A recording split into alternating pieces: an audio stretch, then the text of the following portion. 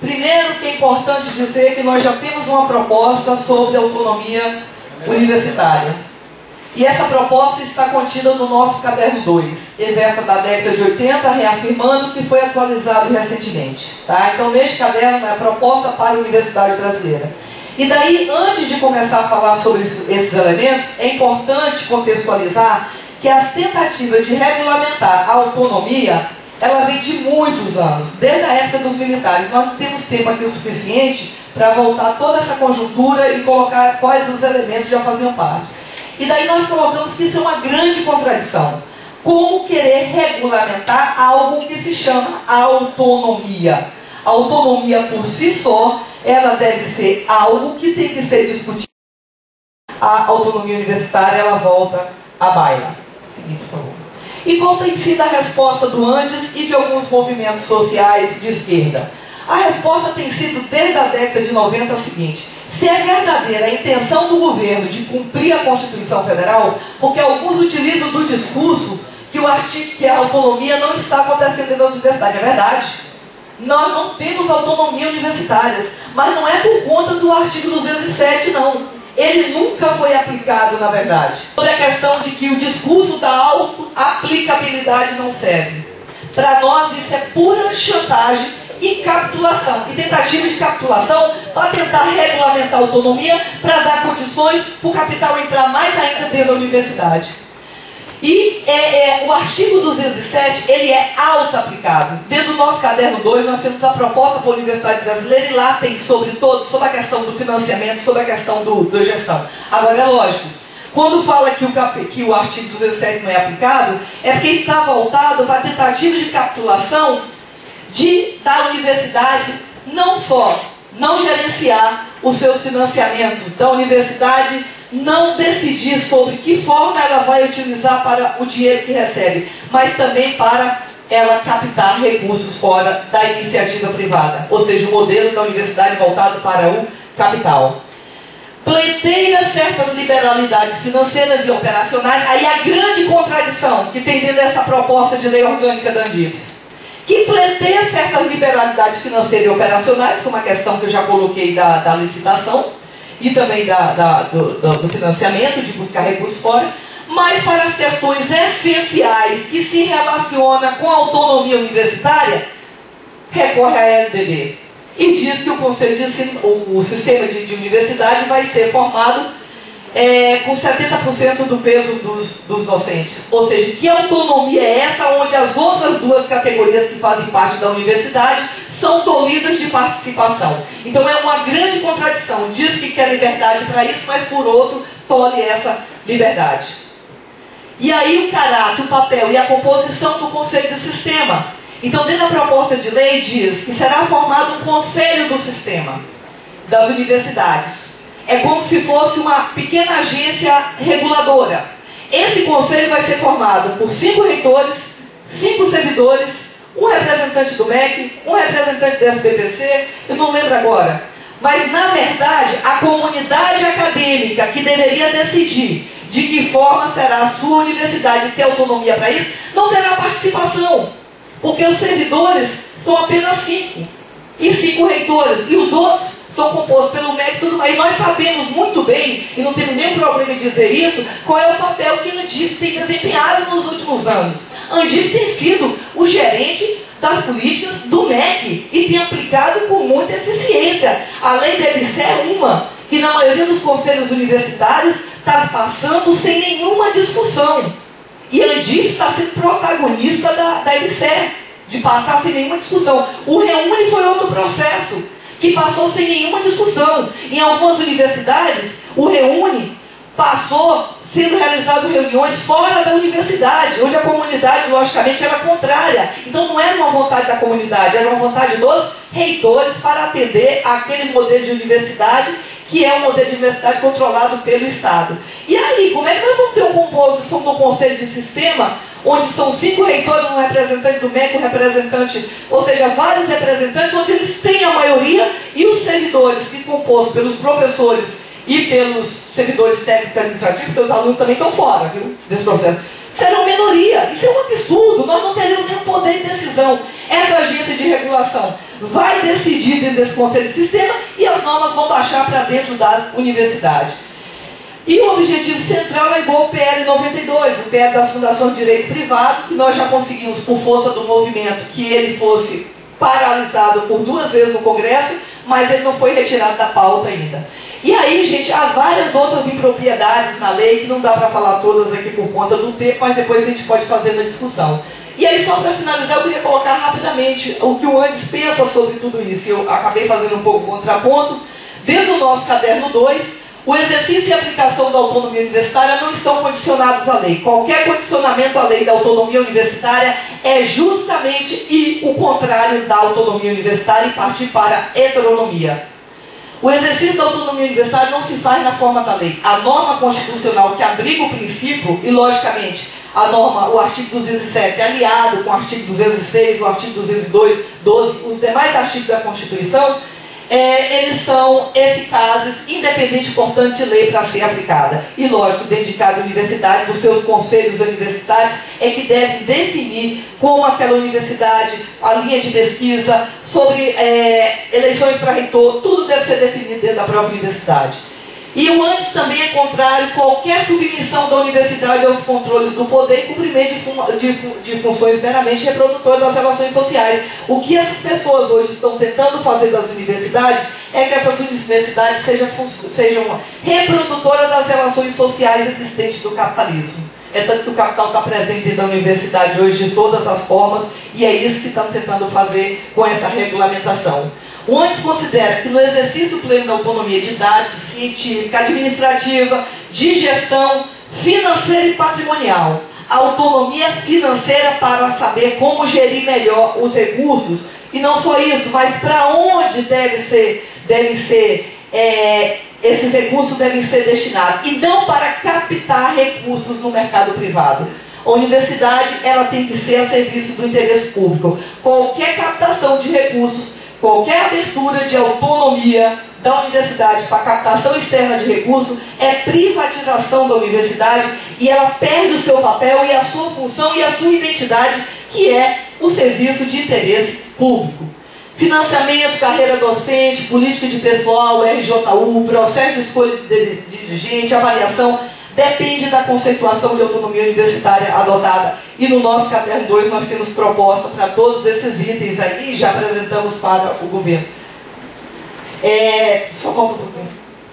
Então, gente, autonomia para contrapor-se à dominação, essa tem sido a nossa luta. A luta do Andes nesses 34 anos de existência desse sindicato, a nossa luta tem sido pela autonomia universitária, que significa o quê? É o último. Autonomia para contrapor, o primeiro ponto, a dominação da universidade pelos poderes políticos e econômicos. A universidade, ela tem uma identidade, ela tem uma função que é social. Autonomia para contrapor a dominação da universidade pelos interesses de grupos econômicos. A Lei de Inovação Tecnológica é uma lei imposta pelo governo federal, é um daqueles cipoais que eu disse que o governo impede a aplicabilidade do artigo 207, justamente por conta desse cipoal de normas que ele desce das universidades, pelos interesses de grupo econômico e político hegemônico. Autonomia para contrapor-se à lógica produtivista. Nós queremos autonomia. A nossa carreira, por exemplo, a carreira que está sendo imposta aí pelo governo federal, aquela a qual nós fomos contrários, mas que o governo está impondo, é uma carreira produtivista, é uma carreira meritocrática, é uma carreira que impõe para os docentes uma extensa precarização. A lógica produtivista que concebe a escola, o ensino e o saber como mercadorias. Nós somos contrários, e qualquer proposta de lei ou de regulamentação que vire esses princípios, nós sempre temos colocado ao contrário. A nossa defesa é: governo federal quer cumprir o artigo 207 da Constituição, retire todo o cipoal de normas, de decretos, tudo aquilo que estava mudando a concepção da universidade pública, para que a gente possa montar uma agenda e a universidade tem total condições de aplicar o artigo 207 da Constituição. A Cláudia já pediu que eu concluí, eu acho que depois a gente pode falar mais na hora do debate, tá bom?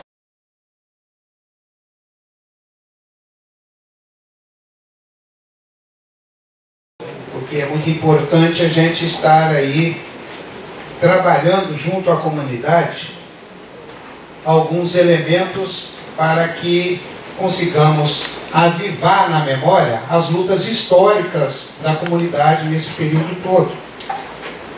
Nós apresentamos, então, uma proposta à Comissão de Legislação e Participação, Legislação Participativa, que era o nosso projeto de Universidade Cidadã para os Trabalhadores. Transformamos, então, em um projeto de lei. E ele está pensado ao PL 7.200 e mais uns 200 PL que tem lá. Então, o que tem de iniciativas sendo colocadas lá no Congresso Nacional são inúmeras, inclusive para retirar a conquista que tivemos na Constituição de 88.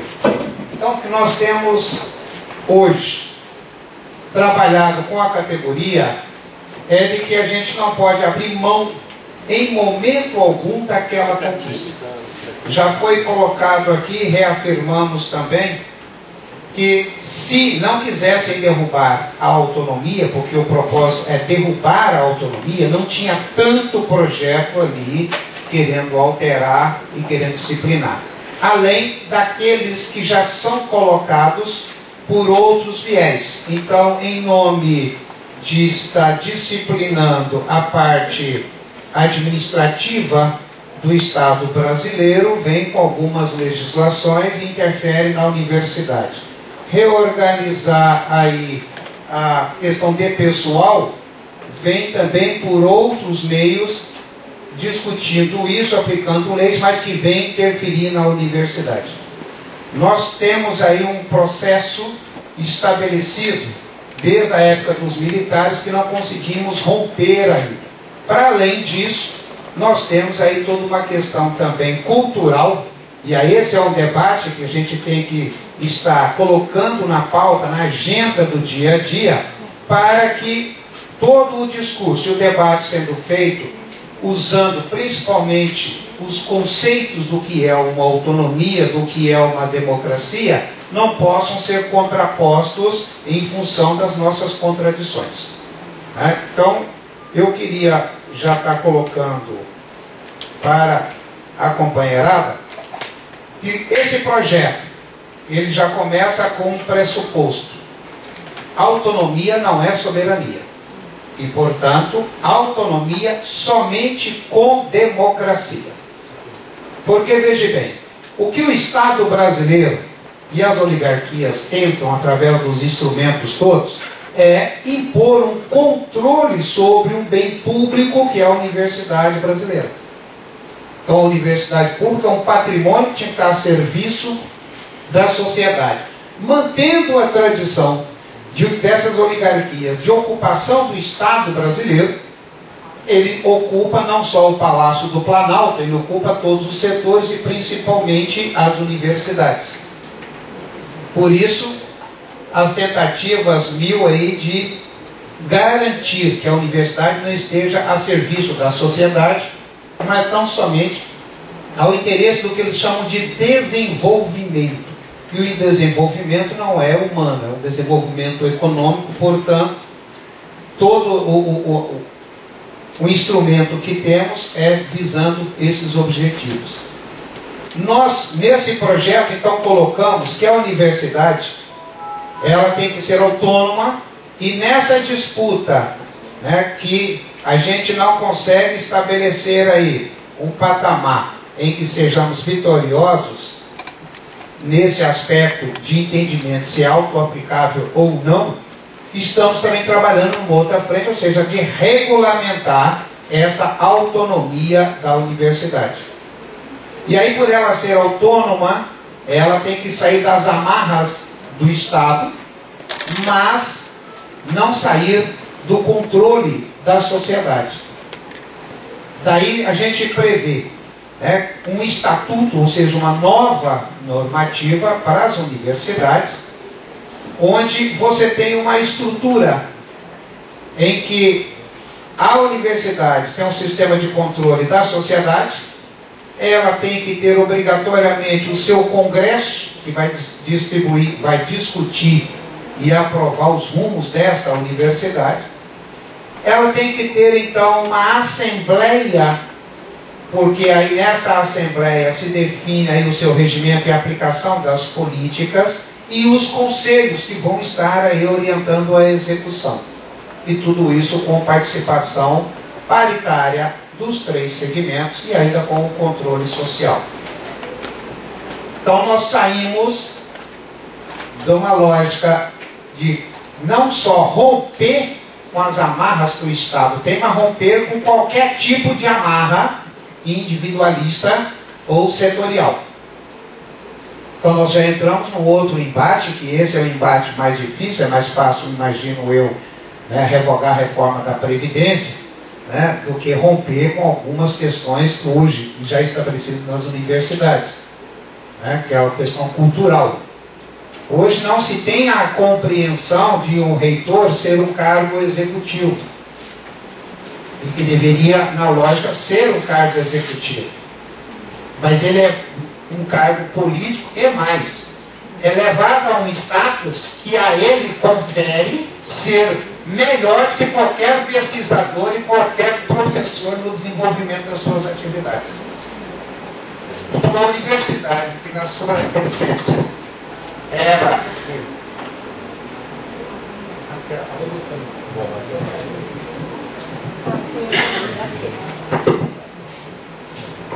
então, a universidade que em seu conceito pleno, o foco que lhe faz existir é a produção do conhecimento, é a produção da pesquisa, o ensino, e isso passa a ser secundarizado, portanto, a figura do professor, do técnico administrativo, de qualquer profissional da educação que esteja atuando nestas áreas, fica inferior ao status político de ser o reitor. E se atentarmos às funções que ele tem na universidade, é uma função administrativa, uma função gerencial. Porém, a cultura impõe uma outra visão sobre a universidade. Tivemos um processo de expansão das universidades e viemos aí também com os IFETs. Na lei que cria os IFETs e reestrutura tudo, como não tinha essa componente cultural, porque são unidades novas, conseguiu-se avançar em alguns aspectos, permitindo inclusive que o técnico administrativo possa chegar lá à vice-reitoria. Admitiu-se o técnico administrativo está alcançando os cargos de direção. Coisa que nas universidades, embora não tenha nenhuma lei que proíba, a gente não consegue. E a gente não consegue não porque tem um movimento docente que é contrário.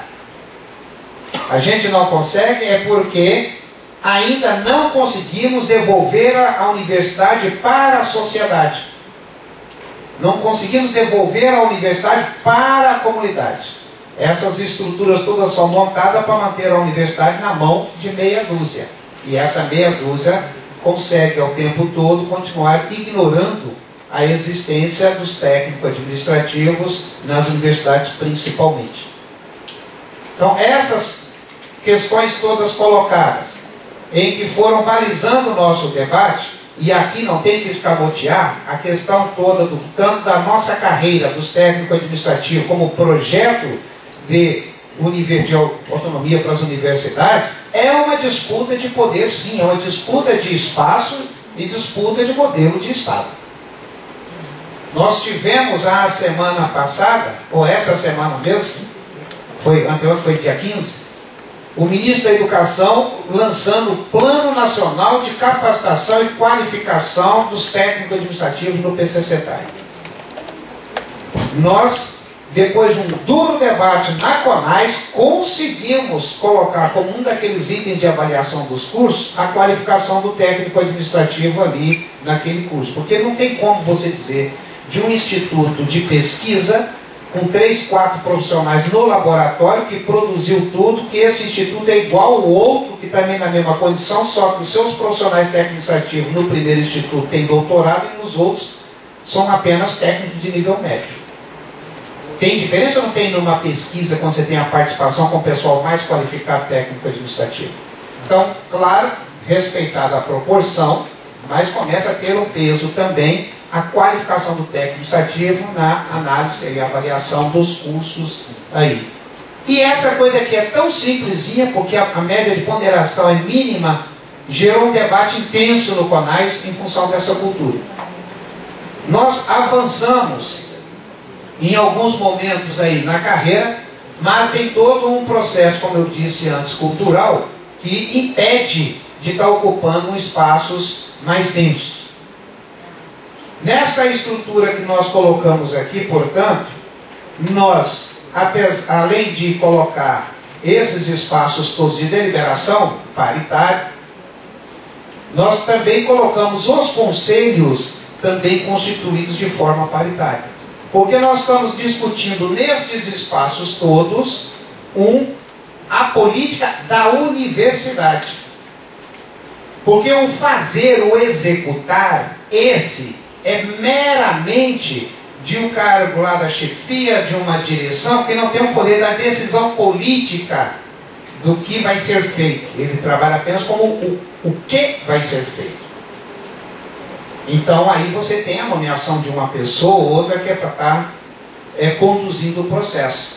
O que nós temos então, neste momento, é a falta, por isso parabenizei aqui a iniciativa e cumprimentando esses debates, é a falta de ampliar um pouco mais esses debates em todas as universidades. É preciso estar contaminando as instituições. Nós temos aí 122 mil trabalhadores técnico-administrativos na ativa, nos IFETs, CEFETs e nas universidades, dos quais 46 mil trabalhadores entraram agora, nos últimos 10 anos.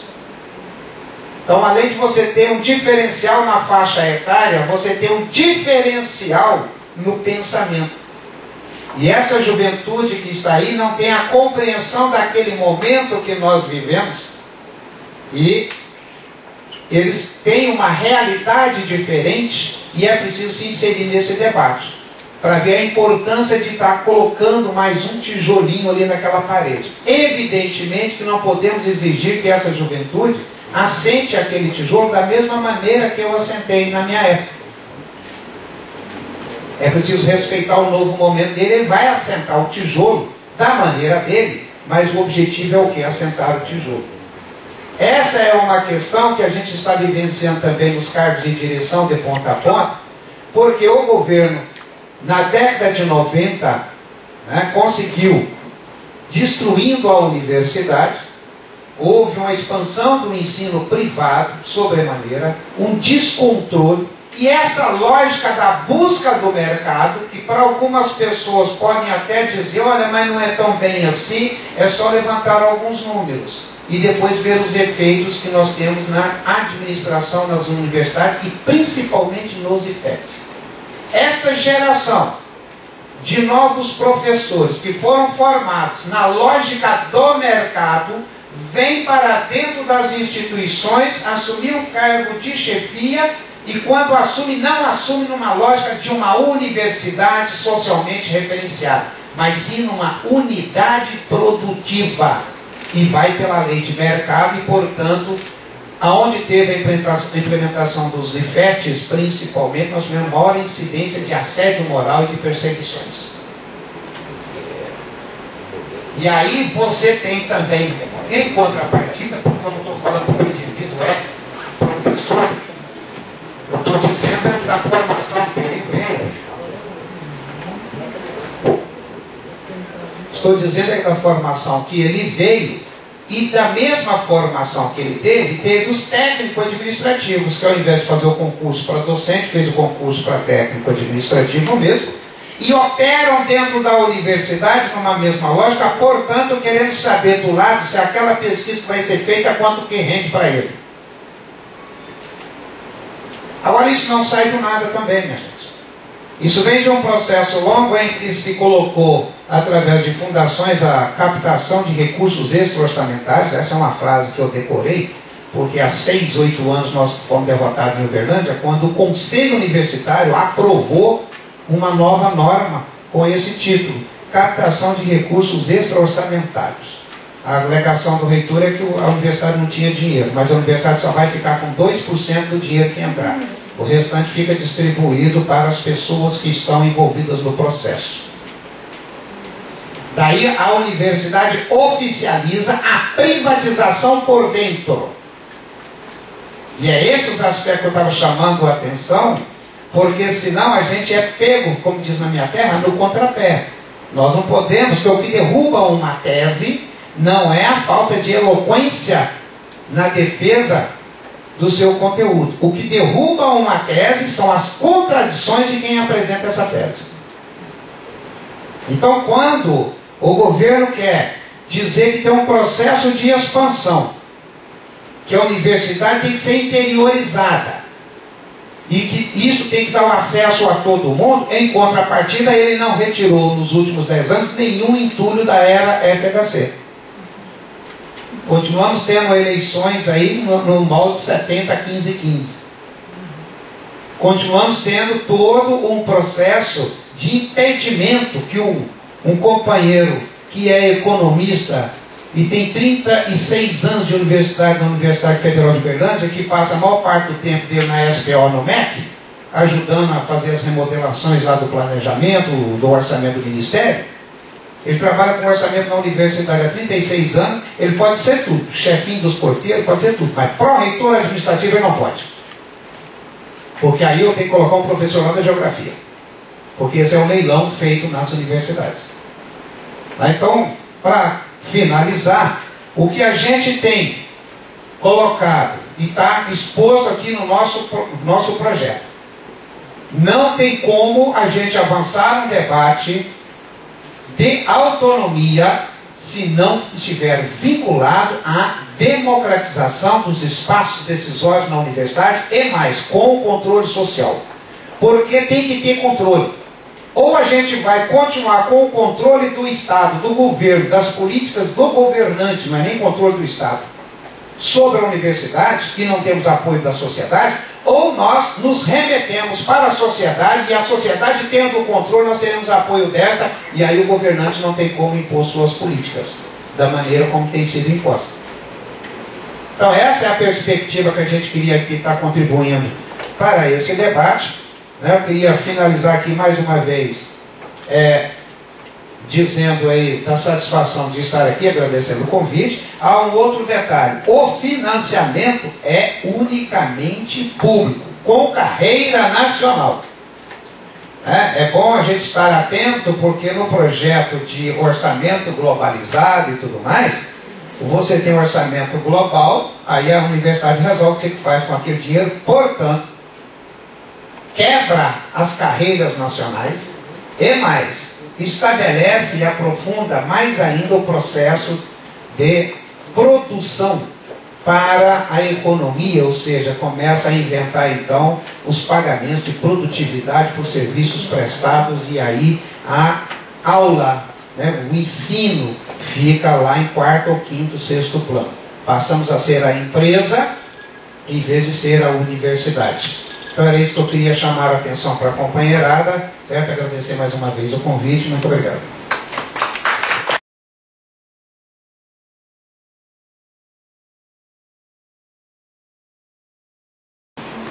A questão da autonomia, eu acho que a gente tem que passar por vários matizes. A primeira coisa que eu queria dizer, antes de mais nada, é que nós estamos discutindo um projeto, na minha opinião, muito mais que falar só da autonomia, mas sim de lei orgânica.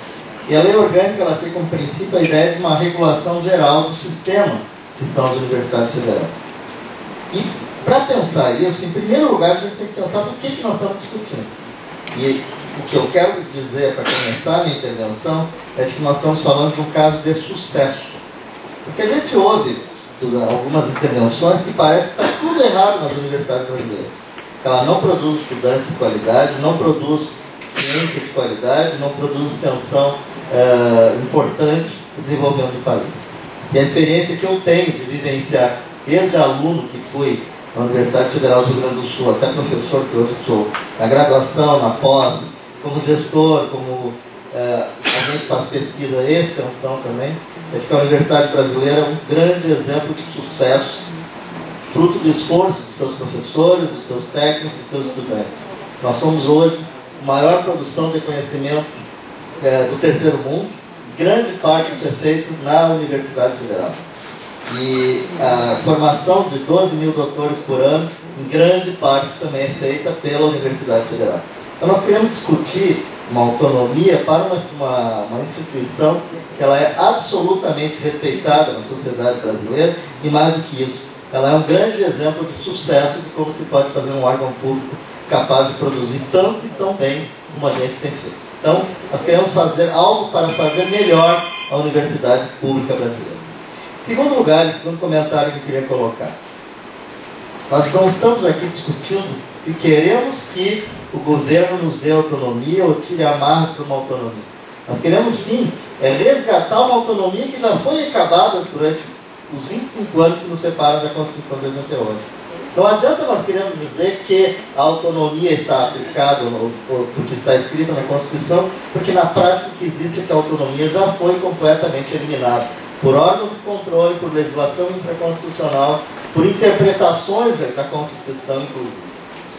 Então o que nós queremos é criar, sim, uma lei orgânica que seja capaz de trazer aquilo que nós entendemos, que a autonomia da universidade, que está prevista na Constituição Federal, se efetive na prática, na verdade, que é o que na realidade nós estamos observando. Paulo. Isso é o que nós precisamos fazer. E aí, é importante se colocar o seguinte, que... Eu vou desligar. Desculpa. É importante se colocar o seguinte, que a gente precisa, na realidade, recuperar a autonomia, porque ela não existe hoje mais na prática. Existe uma série de mecanismos que fazem com que ela, na realidade, não se efetive. E para isso, a gente pode ter duas maneiras de encarar o problema. Uma delas é efetivamente ser capaz de discutir os problemas sérios que existem na universidade. E nós temos muitos que eu vou colocar depois quando falar do projeto de autonomia. Nós temos a questão da independência jurídica da universidade, com o fato de nós não termos hoje mais uma procuradoria independente. Nós temos que discutir sim a questão de regulamentação, de democratização da universidade, e discutir como é que se vai fazer a eleição dos dirigentes, e como é que se vai fazer a composição dos órgãos colegiados. E temos que enfrentar esse debate de uma forma aberta, claro, sem nenhuma tergiversação. Nós temos que discutir sim como é que se gere, como é que se mantém e como é que se provém os recursos públicos que vêm para a universidade. Mas antes de falar disso tudo, nós temos que ter essa coragem de fazer todos os debates que têm que ser feitos. Inclusive entendendo que a universidade é hoje no Brasil um órgão complexo, talvez muito mais complexo do que era nos anos 90. E ela é complexa porque ela, na realidade ela é um órgão da sociedade brasileira. E também se complexificou nesse período aí. Uma sociedade que deixou de ser rural, como era 40 anos atrás, uma sociedade totalmente urbana, uma sociedade que se industrializou profundamente, principalmente nas regiões centro-sul do Brasil, mostrando inclusive as diferenças regionais que nós temos. E pensar um corpo único para um país tão diverso, tem que levar em conta essa diversidade, sob pena de querer uma igualdade para não iguais. E por tudo isso, na minha opinião, na opinião da entidade que eu represento, esse debate tem que ser feito discutindo sim a regulamentação da autonomia. Porque a outra postura possível é aquela postura tradicional do avestruz, aquele animal da Austrália. Quando acontece uma situação de perigo, ele enfia a cabeça no buraco e fica esperando o perigo passar. Esperar que a autonomia seja regulamentada, ou seja, implantada por políticas do governo, isso efetivamente, eu tenho absoluta certeza que isso não vai acontecer. Ou ele vem do papel da sociedade e representa os sindicatos como órgãos da sociedade civil, ou ele não virá. Então, eu vou passar agora para discutir um pouquinho a nossa proposta de lei orgânica para a Universidade Brasileira. Não sei se o Paulo vai querer continuar aí. E eu vou pedir que apaguem a luz, para poder ficar mais fácil.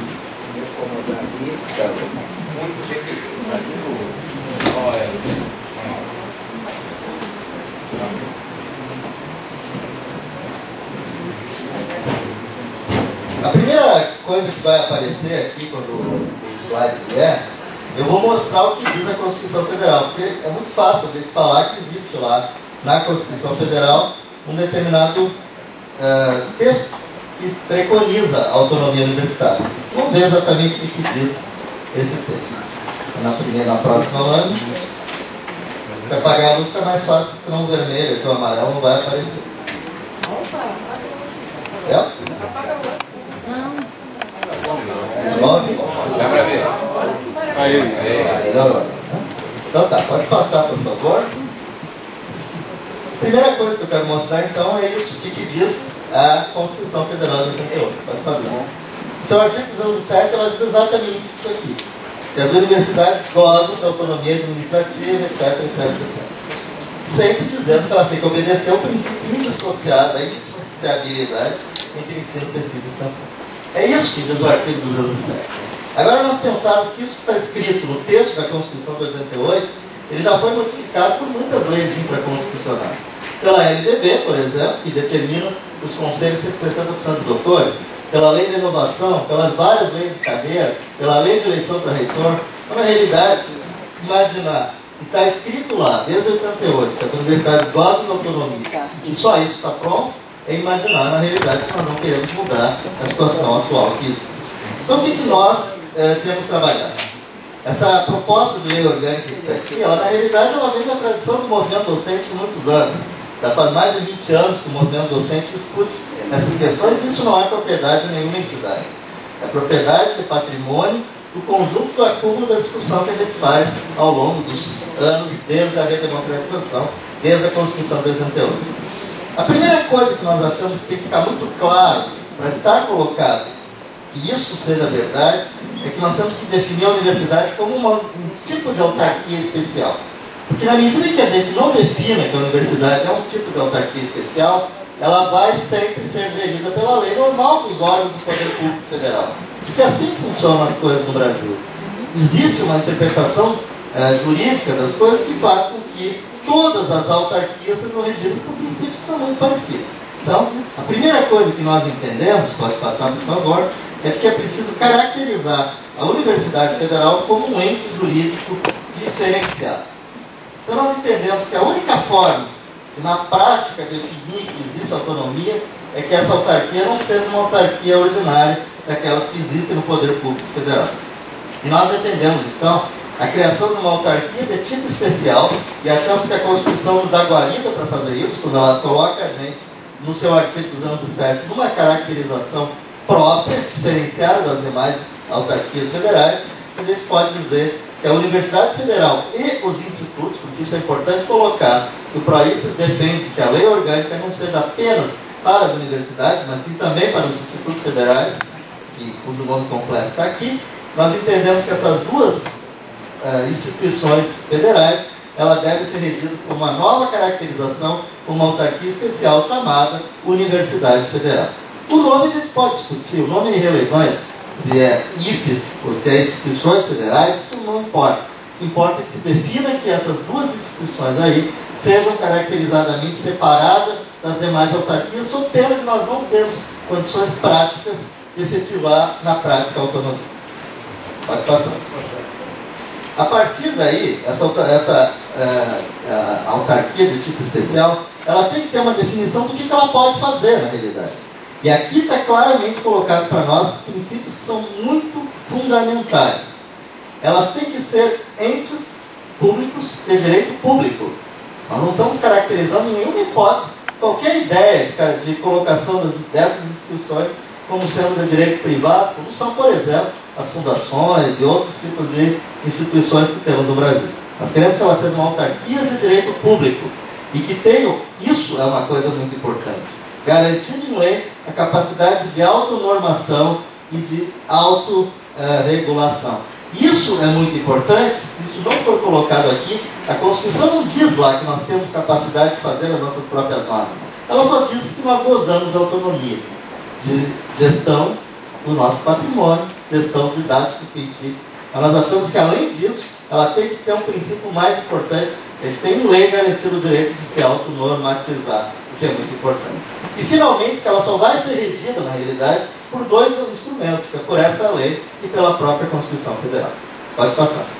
A partir daí, os estatutos, eles têm que definir uma série de princípios. Porque o Estatuto da Universidade Federal, dessa autarquia de tipo especial, vai ser, sim, aquele instrumento que, na realidade, vai ser o instrumento que vai definir de uma maneira mais importante como é que as coisas vão funcionar. E os estatutos da universidade, eles têm que garantir uma série de princípios muito importantes. E dentro desses princípios, a principal questão, ela tem que ter o direito de se auto-organizar. E aqui tem que ficar muito claro que nós defendemos uma autonomia de verdade, e que ela tem que ser diferente na realidade, na Bahia, em Roraima, no Rio Grande do Sul, porque diferentes são essas comunidades, diferentes têm elas visões sobre como fazer esse princípio de organização. Então nós não queremos que exista, por exemplo, uma regra única que diga que tem que ter instituto, tem que ter colegiado, tem que ter isso ou aquilo. Cada instituição, dentro do princípio de autonomia que tem, ela tem que ter o direito de se auto-organizar. Nós defendemos que os colegiados têm sim que ter garantia escrita na lei, não apenas os estatutos.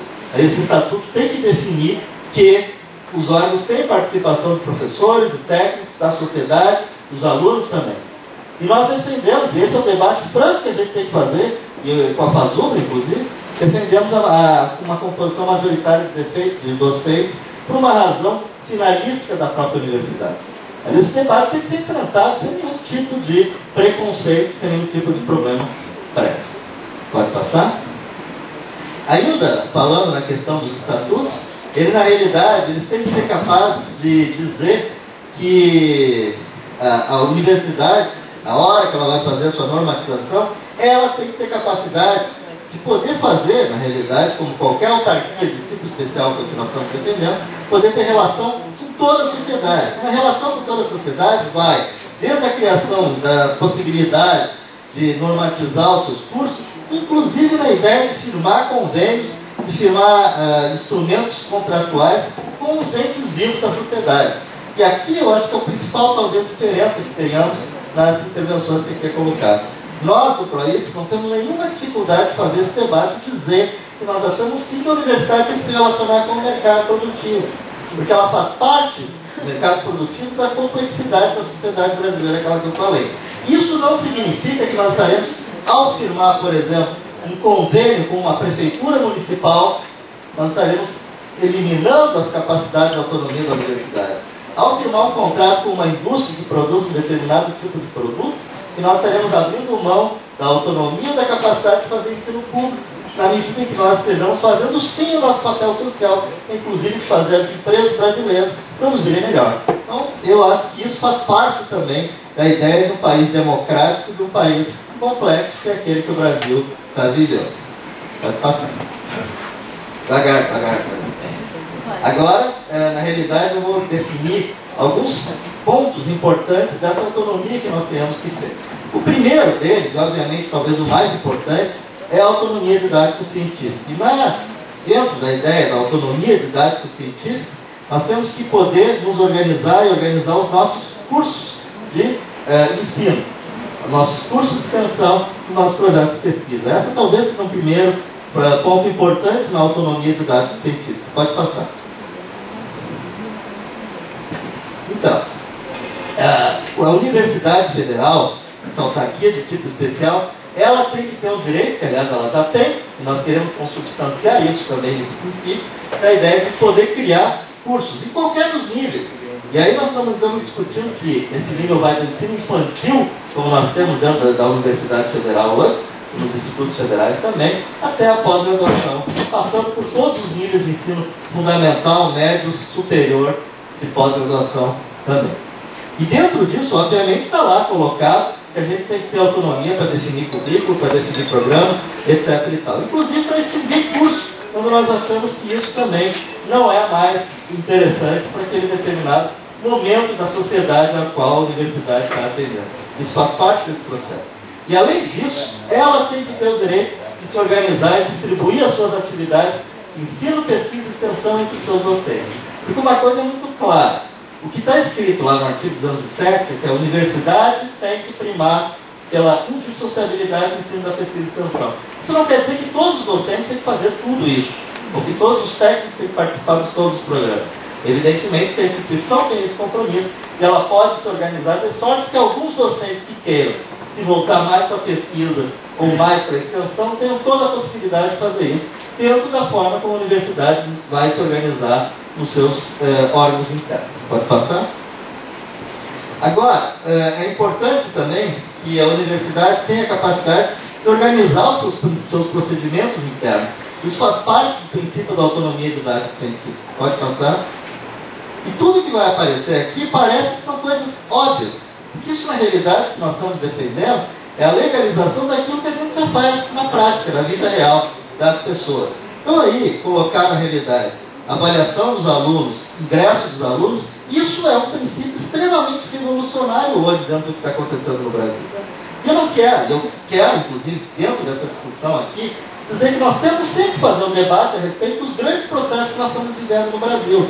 Do Enem, do SISU, das novas formas de entrada dos alunos na universidade brasileira, passando por ações afirmativas, passando por vários outros processos de inclusão social, mas que na realidade a universidade tem que ter um papel mais proativo do que ela tem hoje. E aí, quando a gente discute vagas, quando a gente discute como é que se aceita alunos, como é que a gente avalia alunos, como é que a gente faz transferência de alunos, nós vamos ter que estar discutindo sim se esses projetos todos governamentais que estão sendo feitos aí, como projetos de governo e não de Estado, devam ser transformados, a partir de uma decisão democrática do princípio interno da universidade, em projetos de Estado. Porque a universidade é um órgão do Estado e não um órgão de governo. Pode passar. Ainda dentro dessa discussão dos seus princípios administrativos, tem todas essas outras questões que eu não vou comentar todas elas, mas obviamente que conferir título, que fazer o calendário acadêmico, etc., são coisas extremamente importantes que fazem parte. Inclusive definir autonomamente quais são os seus mecanismos de financiamento da pesquisa, inclusive com a relação com o mercado. Como eu disse antes, eu não acho que seja nenhum pecado venial a gente poder fazer relação com o setor produtivo brasileiro, imersos nós na sociedade brasileira que estamos. Pode passar. Ainda dentro dessa questão, evidentemente a normatização dos programas de pesquisa, de extensão e de graduação, de pós-graduação, fazem parte daqueles princípios fundamentais da autonomia didática científica da universidade. Agora, quando a gente vai falar, na realidade, uma questão que é diferente daquela anterior, é quando nós vamos discutir autonomia administrativa, daqui muitas das coisas que a gente tem colocado como problemas vão começar a aparecer de uma forma maior. Porque, na realidade, vocês podem perceber que a primeira autonomia didática científica era aquela que talvez tenha sido menos atacada nesses últimos tempos. Agora, a administrativa, a gestão patrimonial, sem dúvida, muito mais. Bom, então, a primeira coisa que a gente vai ter que definir dentro de um projeto de lei é como que nós vamos definir os procedimentos administrativos da universidade. E o que nós defendemos aqui é que claramente esses procedimentos tenham que ser definidos internamente. Pode passar.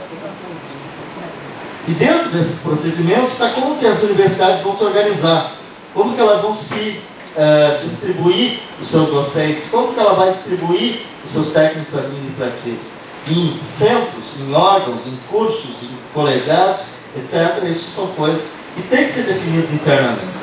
E evidentemente, dentro desse princípio, nós defendemos que tenha sim que existir um conselho superior, que está definido aqui como conselho universitário, mas talvez esse nome não seja o mais adequado, até por conta dos institutos federais de ciência e tecnologia, mas, enfim, o conselho superior da universidade, ele tem que ser definido, que ele vai ter participação de discentes, de docentes, e ele em si é que vai ser, na realidade, aquele órgão central da Universidade Federal, autarquia especial, que vai definir os procedimentos fundamentais da universidade. Pode passar. Dentro desse sentido, dentro dessa questão, na realidade, várias outras questões elas também têm que ser colocadas.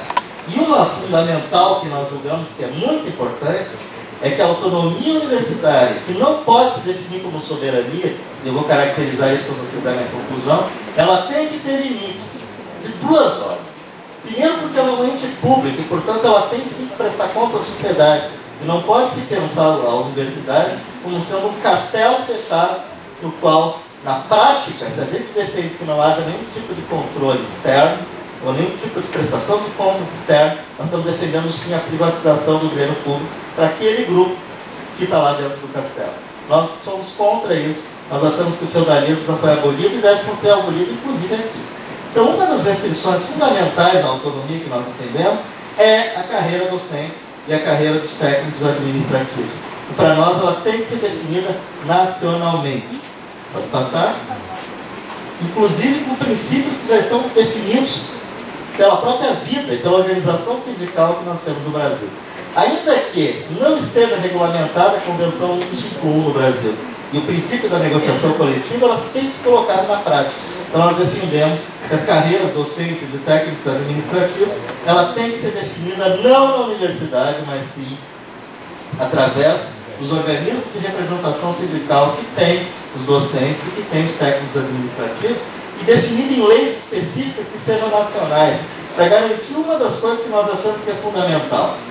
A autonomia da Universidade Federal, ela não pode quebrar o pacto federativo do país e não pode quebrar a integração nacional. E nós julgamos que talvez seja a única forma que tenhamos de vencer a profunda desigualdade que nós temos no Brasil. Então, a carreira única, definida em acordos de negociação entre as partes, para nós é a forma que tem que ser definida. E a autonomia não pode impedir que isso aconteça. Pode passar. Aqui é importante colocar as prerrogativas do reitor, e alguns podem dizer que na realidade não precisaria disso na medida em que se coloque que o Conselho Universitário é o órgão principal. Só que não esqueçam uma coisa que é fundamental, os colegas do direito que estão aqui, como o professor Giuliano, sabem muito bem que no Brasil só se tem atos jurídicos por delegação. E a delegação que a presidente da República hoje, ou o presidente, em outro momento, vai ter que dar, ela vai ter que ser exercida por alguém, sob pena de não ter eficácia jurídica. Então não basta a gente dizer que o Conselho Universitário vai ser o órgão. É preciso que se diga o que o reitor vai fazer por delegação que tem ele, mesmo sendo gestor público de uma entidade autônoma. Pode passar? Todas as prerrogativas que a gente já conhece, mas é importante colocar que lá em cima está colocado. Ele é o dirigente máximo autorizado pelo Conselho Universitário. Nós julgamos que esse processo todo de definição da universidade, ele tem que se dar de forma democrática. Então aqui vocês estão vendo que existem na realidade todos os princípios e prerrogativas que a gente já conhece, que tem que sim ser colocados na lei, sob pena de nós perdermos essas prerrogativas que são fundamentais para a ação pública que tem. Pode passar.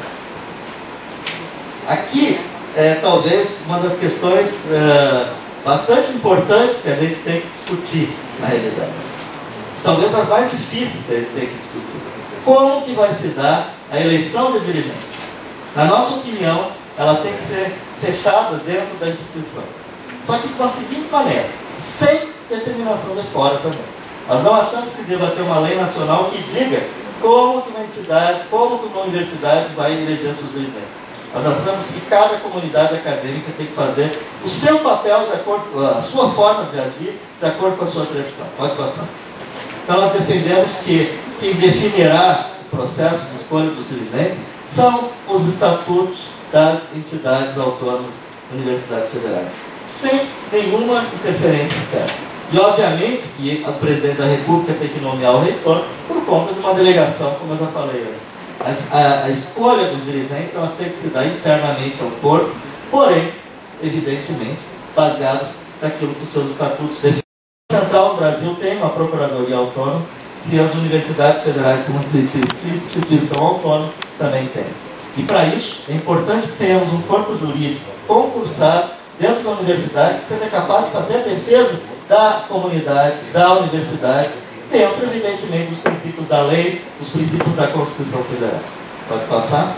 E para concluir a última parte, que talvez seja a não menos importante, evidentemente, mas que a gente tem que tocar, porque isso é o que mais tem impedido hoje de fazer com que essa instituição de sucesso, que é a Universidade Pública Brasileira, ela consiga fazer melhor ainda o seu papel social, que é fazer melhor pesquisa, melhor ensino, melhor extensão. Por conta de amarras burocráticas absolutamente injustificadas, gerados na instituição, eu não sou contra que a instituição seja capaz de gerar mais e mais recursos para fazer ensino público, pesquisa pública de qualidade. A gente tem que gerar também aqueles recursos, eu já vou concluir, dentro da capacidade de gestão dos recursos do ACC, que são aqueles que vêm do Poder Central, do Governo Federal, só que nós temos que ter liberdade de utilização desses recursos, sem as rubricas de orçamento que nós temos hoje, que só servem, na realidade, como amarras para o nosso desenvolvimento institucional. Pode passar? E é o Conselho Interuniversitário Federal que, de certa maneira, vai discutir isso. E entre outras questões, e eu vou passar muito rapidamente por conta do tempo que nós temos aqui, a gente vai ter que ter direito a ter um regime diferenciado de contratação, porque não é possível que nós sejamos obrigados a seguir a 8666 da forma que ela é feita, apenas como pensando num organismo meio e não num organismo fim, que é o que, em última análise, é a nossa instituição. Então nós precisamos sim de um regime diferenciado de contratação, que de certa maneira já está sendo feito nas fundações de apoio. Talvez aqui não seja um momento difícil da gente conseguir isso agora. Eu acho que o mais difícil é a questão das procuradorias autônomas. Pode passar? Já estou indo para o final, para dizer na realidade todas essas questões são questões de regulamentar aqueles princípios de utilização de uma gestão financeira normal. Pode passar. Colocando na realidade que os salários, por exemplo, não vai fazer parte do OCC, como eu já disse antes, e esse OCC, na realidade, ele não pode ser modulado se aumentou ou não aumentou o salário. Ele, na realidade, nunca pode ser menor do que o do exercício anterior. Isso aqui é uma amarra, não para a universidade, é uma amarra para o poder central, que não vai poder criar orçamentos anuais, onde o orçamento das instituições federais seja menor do que aquele que foi no exercício anterior, já corrigido de forma real. Pode passar? E, finalmente, eu acho que essa é a última. Também, na realidade, passou uma. Também, na realidade, é importante colocar. Não, já passou. Pode passar. É importante colocar, na realidade, que os recursos que vêm para a instituição, eles têm que ter uma gestão financeira livre, como eu já disse antes, e eles não podem voltar para o poder central na medida que termine o exercício. Já existe uma lei de 2010 que parte dos recursos não volta. Nós achamos que nenhum recurso tem que voltar e eles não podem fazer parte do montante de recursos da CC do ano que vem, e tem que ser autonomamente gerido, mas necessariamente pago pelo governo central. Pode passar? E aqui eu termino para dizer para vocês que a ideia dessa lei, ela tem sido construída desde o nosso último encontro nacional. Eu acho que ela está de acordo com aquilo que pensa a universidade de verdade, aquela para a qual nós estamos falando, e ela está também, eu acho, em grande medida, tem convergência com o projeto que os reitores têm colocado. Mas há divergência sempre nós. Como eu disse antes, o projeto dos reitores não fala em procuradorias autônomas, e também o conselho que os reitores propõem, na nossa opinião, ele tem que ser muito mais democratizado. Mas eu acho que nós temos condições de, com isso, avançar no consenso social e convencer a sociedade da importância disso, porque a universidade já é reconhecida pela sociedade como um órgão de sucesso. Obrigado.